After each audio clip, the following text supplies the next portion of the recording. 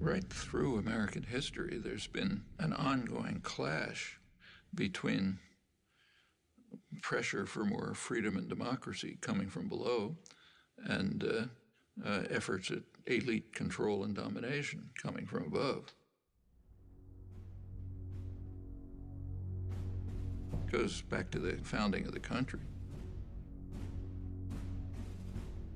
James Madison, the main framer, who was as much of a believer in democracy as anybody in the world that day, nevertheless felt that the United States system should be designed, and indeed, with his initiative, was designed, so that power should be in the hands of the wealthy, because the wealthy are the more responsible set of men.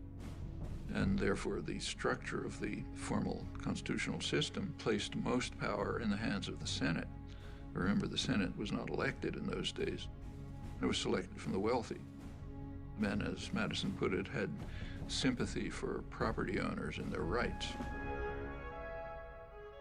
If you read the debates at the Constitutional Convention, Madison said the major concern of the society has to be to protect the minority of the opulent against the majority.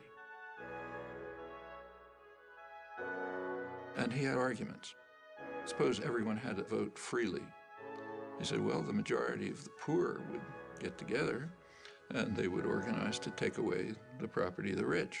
And he said that would obviously be unjust, so you can't have that. So therefore, the constitutional system has to be set up to prevent democracy.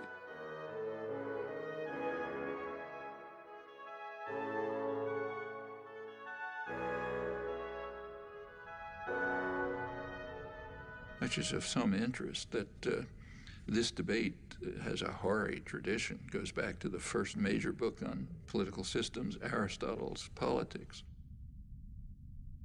He says of all of them, the best is democracy, but then he points out exactly the flaw that Madison pointed out. If Athens were a democracy for free men, the poor would get together and take away the property of the rich. Well, same dilemma, they had opposite solutions. Aristotle proposed what we would nowadays call a welfare state. He said, try to reduce inequality.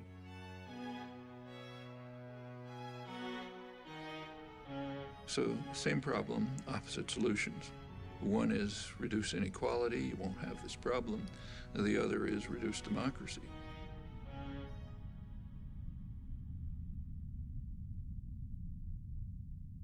If you look at the history of the United States, it's a constant struggle between these two tendencies.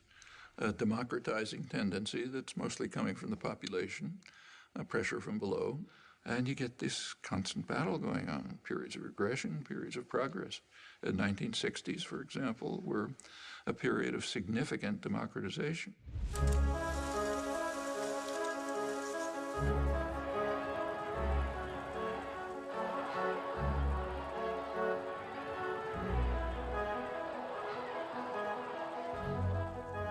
Sectors of the population that were usually passive and apathetic became organized, active, started pressing their demands.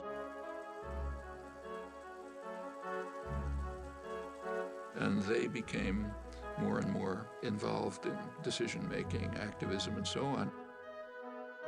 It just changed consciousness in a lot of ways.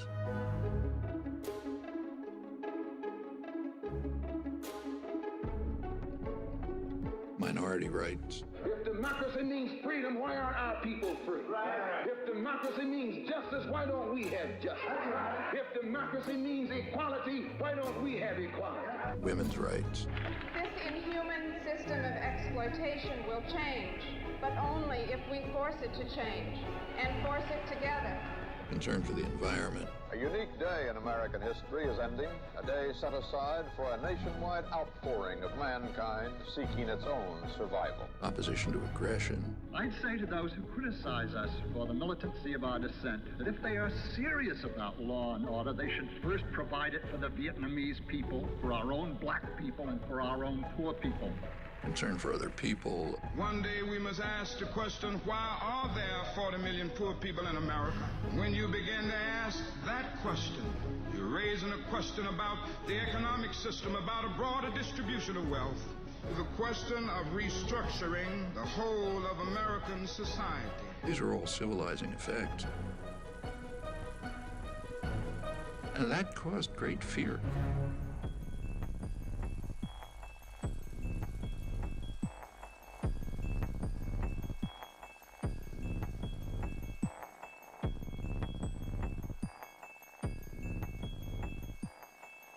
I hadn't anticipated the power of, I should have, but I didn't anticipate the power of the reaction to these civilizing effects of the 60s.